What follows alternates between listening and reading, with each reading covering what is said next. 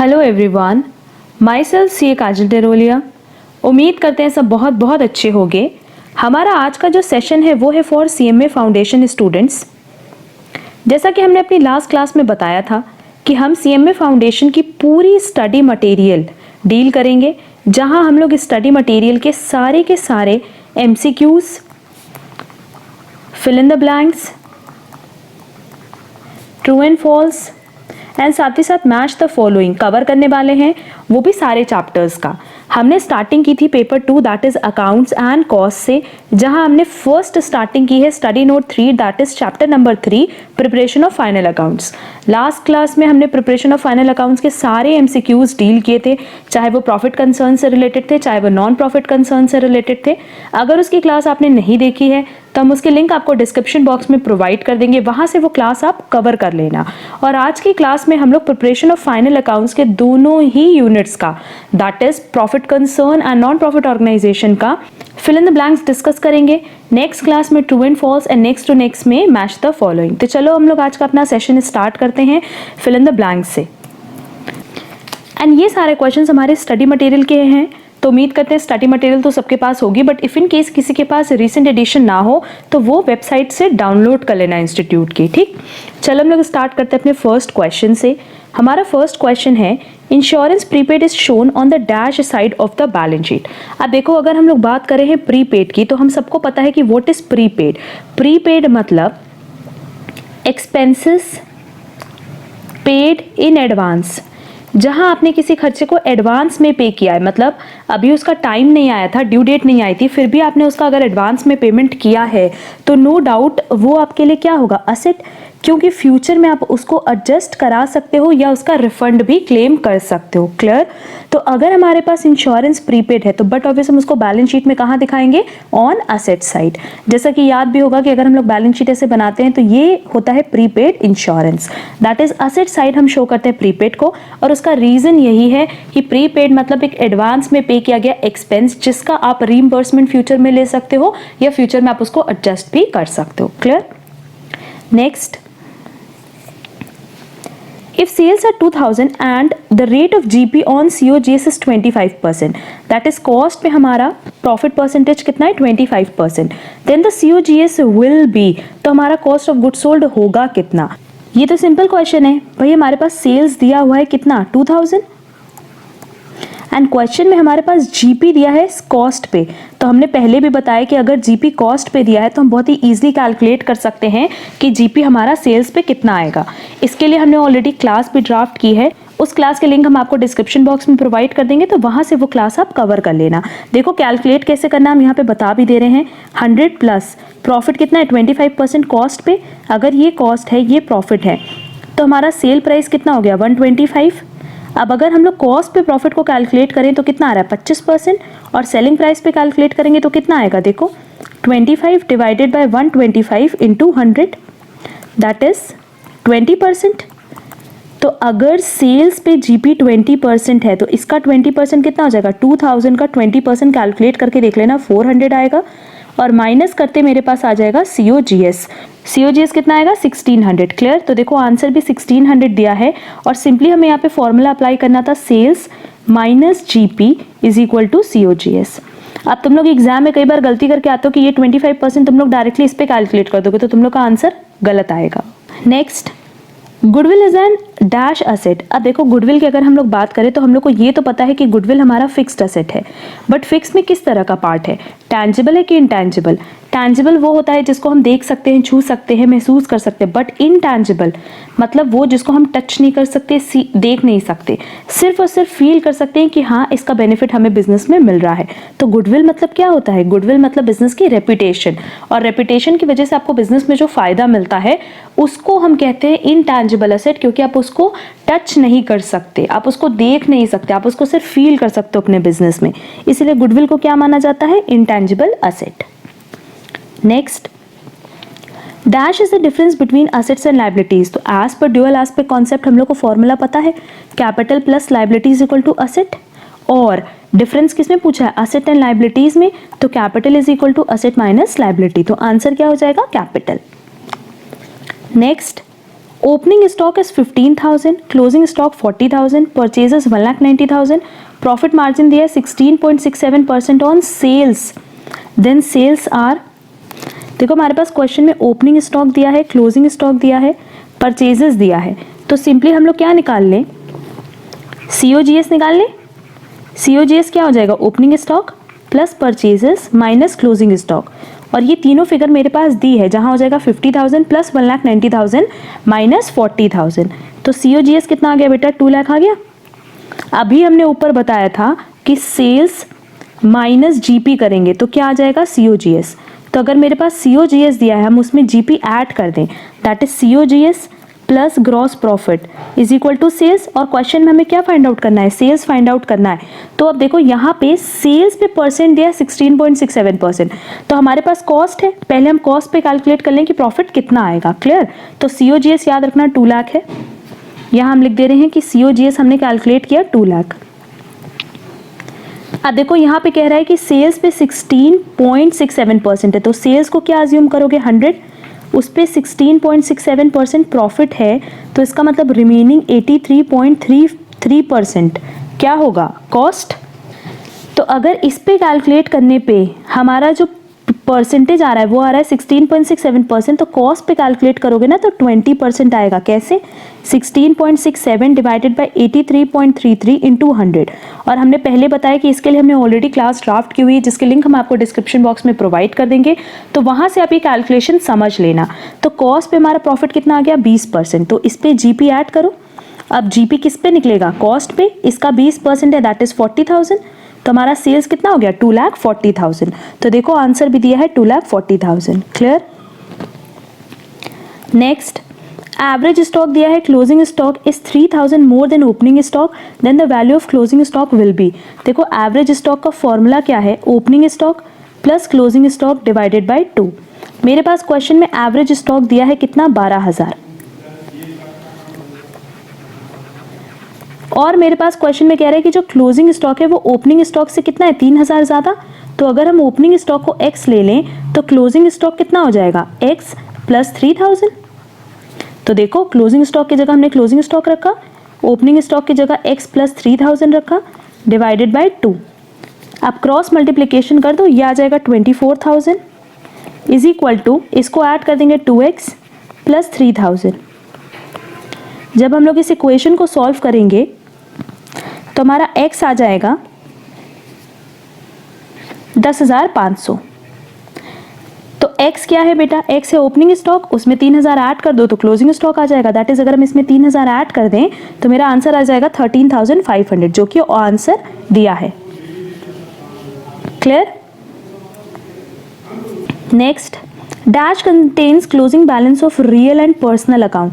तो देखो हमेशा याद रखना कि अगर हम लोग अकाउंट की बात करें तो 3 चीज़ें होती है, real account, personal account and nominal account.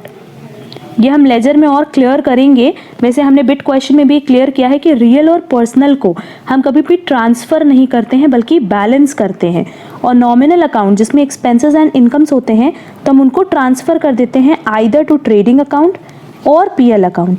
मतलब उसके बैलेंस को हम कैरी फॉरवर्ड नहीं करके हम क्या करते हैं, ट्रांसफ़र कर देते हैं ट्रेडिंग या PL अकाउंट में, बल्कि रियल और पर्सनल अकाउंट के बैलेंस को हम कैरी फॉरवर्ड करते हैं बैलेंस शीट में। जैसे बिल्डिंग तुम लोग देखे हो कि कैरेट डाउन होता है, बट अगर हम लोग सैलरी की बात करें तो सैलरी क्या है, नॉमिनल अकाउंट, और उसको हम क्लोज करके ट्रांसफ़र कर देते हैं to trading and PL account. तो कह रहा है पर्सनल अकाउंट का और रियल अकाउंट का बैलेंस कहाँ ट्रांसफर होता है, बैलेंस शीट में।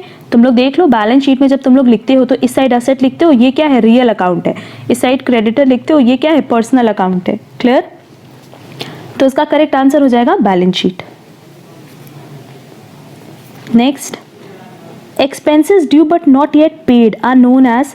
अभी हमने ऊपर बताया था कि अगर हम किसी एक्सपेंस को एडवांस में पे कर दें तो उसको हम कहते हैं प्रीपेड, और अगर एक्सपेंसेस ड्यू हो गया बट हमने उसको पे नहीं किया है तो उसको हम कहते हैं आउटस्टैंडिंग एक्सपेंसेस।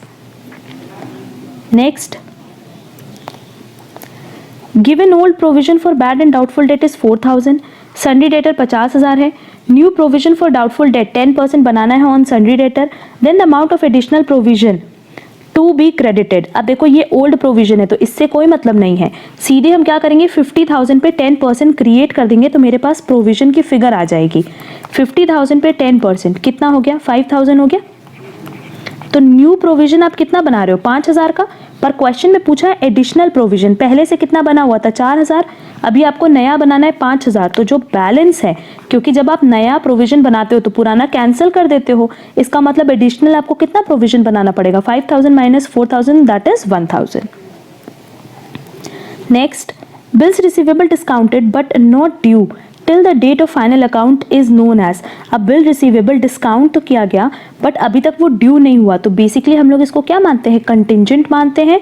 और क्योंकि इसको कंटिंजेंट लायबिलिटी की तरह ट्रीट करते हैं इसलिए इसको फुट नोट में दिखाते हैं, तो इसका करेक्ट आंसर होगा फुट नोट।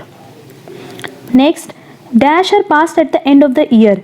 अंत में हम क्या पास करते हैं, सारी क्लोजिंग एंट्रीज। जैसे अगर प्रॉफिट एंड लॉस है तो उस प्रॉफिट को हम कहाँ ट्रांसफर कर देते हैं, कैपिटल में, तो एंट्री होती है profit loss account debit to capital account. तो बेसिकली जितनी भी क्लोजिंग एंट्रीज होती हैं उनको हम ईयर एंड पे ट्रांसफर करते हैं, तो इसका करेक्ट आंसर हो जाएगा closing entries. Next, assets appearing in the books having no real value are known as. देखो क्वेश्चन में पूछा है जिसकी कोई रियल वैल्यू नहीं है, सिर्फ हम उसको ट्रांसफर कर रहे हैं बट उसकी एक्चुअल में कोई वैल्यू ही नहीं है, तो उसको हम कहते हैं फिक्टिशियस असेट्स। देखेंगे next, various expenses accounts are close by dash the PL account and crediting the expenses account. तो सिंपली हम लोग एग्जांपल ले लेते हैं सैलरी का। लेट्स से जो करंट ईयर की सैलरी है लेट्स से वो 50,000 है, हमने इसका पेमेंट किया तो एंट्री क्या होगी, salary to cash. And then हम क्या करते हैं, इस सैलरी को क्लोज करने के लिए कहाँ ट्रांसफर कर देते हैं, पीएल में, तो next entry will be PL to salary. तो बट ऑब्वियस हम लोग क्या करते हैं, एक्सपेंसेस को क्लोज करने के लिए पीएल में डेबिट करते हैं, तो आंसर क्या होगा, debiting the PL account. Clear. Next, provisions for bad and doubtful debts account will show dash balance. अब देखो provision for bad and doubtful debts की बात करें तो बेसिकली ये लाइबिलिटी है, और क्योंकि लाइबिलिटी है तो बट ऑब्वियस ये कौन सा बैलेंस शो करेगा, क्रेडिट। यहाँ पे रूल भी देख लो, अगर असेट है तो वो हमेशा डेबिट बैलेंस शो करता है, लाइबिलिटी एंड कैपिटल इसका हमेशा क्रेडिट बैलेंस होता है। वैसे अगर एक्सपेंसेस की बात करें तो डेबिट बैलेंस एंड इनकम की बात करें तो credit balance. Clear. Next, loss on sale of old car is shown on debit side of. अब देखो अगर लॉस ऑन सेल है तो बेसिकली हम किसकी बात करें, अब नॉर्मल लॉस की। तो चाहे अब नॉर्मल लॉस हो या अब नॉर्मल गेन, इसको हम कहाँ दिखाते हैं, पीएल अकाउंट में। अगर अब नॉर्मल गेन है तो पीएल अकाउंट में डेबिट करते हैं, और अगर अब नॉर्मल प्रॉफिट होता तो क्रेडिट करते। तो इसका करेक्ट आंसर हो जाएगा debit side of PL account. Clear. अब देखो नेक्स्ट हम लोग चलेंगे, यहाँ प्रॉफिट कंसर्न के सारे फिल इन द ब्लैंक्स हमने कवर कर लिए हैं। अब हम लोग चलेंगे नॉन प्रॉफिट ऑर्गेनाइजेशन के फिल इन द ब्लैंक्स की तरफ। देखो अब ये सारे क्वेश्चंस हमारे पास दिए हुए हैं नॉन प्रॉफिट ऑर्गेनाइजेशन के। बस इतना ध्यान रखना कि हम प्रिपरेशन ऑफ फाइनल अकाउंट्स की बात कर रहे हैं, तो overall preparation of final accounts में प्रॉफिट कंसर्न भी है as well as non profit concern भी।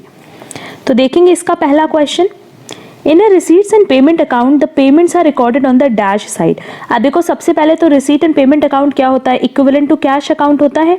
और अगर हम कैश अकाउंट की बात करें तो कैश अकाउंट में डेबिट में हमेशा लिखते हैं कैश रिसीट और क्रेडिट में लिखते हैं कैश पेमेंट। तो हमसे क्वेश्चन में पेमेंट पूछा है तो बट ऑब्वियस आंसर क्या होगा, credit side. Next, the closing debit balance in the receipts and payment account indicates the dash balance at the end of the year। अगर हम रिसीट एंड पेमेंट अकाउंट की बात करें तो इसका ओपनिंग बैलेंस हो या क्लोजिंग बैलेंस हो, दोनों ही क्या शो करता है, कैश को रिप्रेजेंट करता है। Reason being receipt and payment account is equivalent to cash book.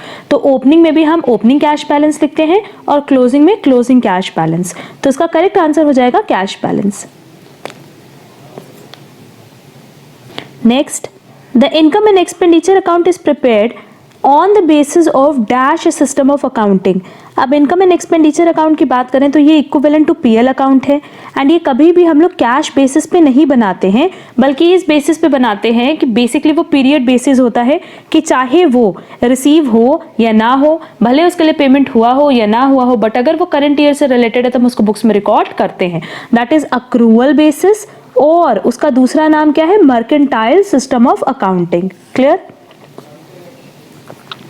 Next, a debit balance in the income and expenditure account denotes excess of. अगर डेबिट बैलेंस है इनकम एक्सपेंडिचर अकाउंट में, तो basically अगर income expenditure की बात करें तो पहले ये देखो, अगर हम इनकम एक्सपेंडिचर बना रहे हैं तो ये साइड एक्सपेंस साइड होता है और ये साइड इनकम होता है। रीजन बीइंग ये बिल्कुल इक्विवेलेंट होता है पीएल अकाउंट जैसे, और पीएल अकाउंट में भी यही चीज होती है कि ये साइड प्रॉफिट और ये साइड लॉस होता है। तो बेसिकली इनकम एक्सपेंडिचर की बात करें तो डेबिट रिप्रेजेंट करता है एक्सपेंस को और क्रेडिट रिप्रेजेंट करता है इनकम को। तो अगर हमारा डेबिट ज्यादा है इसका मतलब हमारा एक्सपेंस ज्यादा है, और एक्सपेंस ज्यादा है इसका मतलब क्या होगा, डेफिसिट। क्लियर। अगर क्वेश्चन में पूछा होता क्रेडिट बैलेंस तो इसका मतलब हमारी इनकम ज्यादा होती, अगर इनकम ज्यादा है कंपैरेटिवली एक्सपेंस के तो फिर हम उसको बोलते हैं सरप्लस। क्लियर है। बट क्वेश्चन में हमसे पूछा है एक्सेस ऑफ डेबिट, तो बट ऑब्वियस इसका आंसर क्या होगा, एक्सपेंडिचर ओवर इनकम और डेफिसिट। इसको हम और क्या नाम देते हैं, deficit. Next, income and expenditure matches all dash receipts against revenue payments pertaining the relevant accounting year। अगर इनकम एक्सपेंडिचर की बात करें तो इसमें सिर्फ रेवेन्यू आइटम ही शो होता है, इसमें कैपिटल आइटम को हम कभी भी शो नहीं करते। Capital as well as revenue दोनों इंक्लूड होता है in receipt and payment account. Clear है। तो क्वेश्चन में हमसे सिर्फ इनकम एक्सपेंडिचर पूछा था, एंड अगर इनकम एक्सपेंडिचर पूछा है तो बट ऑब्वियस वो किसको रिप्रेजेंट करेगा, रेवेन्यू आइटम को। Next, any amount receive towards endowment fund is a dash receipt. ये हम लोग पहले भी डिस्कस कर चुके हैं एमसीक्यू में कि अगर एंडाउनमेंट फंड की बात करें तो वो हमेशा रिप्रेजेंट करता है कैपिटल रिसीट को। नेक्स्ट,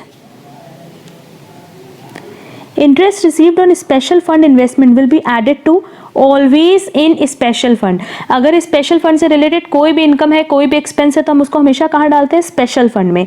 अगर interest that is income received होगी तो ऐड करेंगे, अगर कोई खर्चा हुआ है तो लेस करेंगे। Next, subscription received in advance will figure in. अगर रिसीव्ड हो रही है एडवांस में तो बट ऑब्वियसली हमारी लायबिलिटी है तो कहाँ जाएगी, बैलेंस शीट में।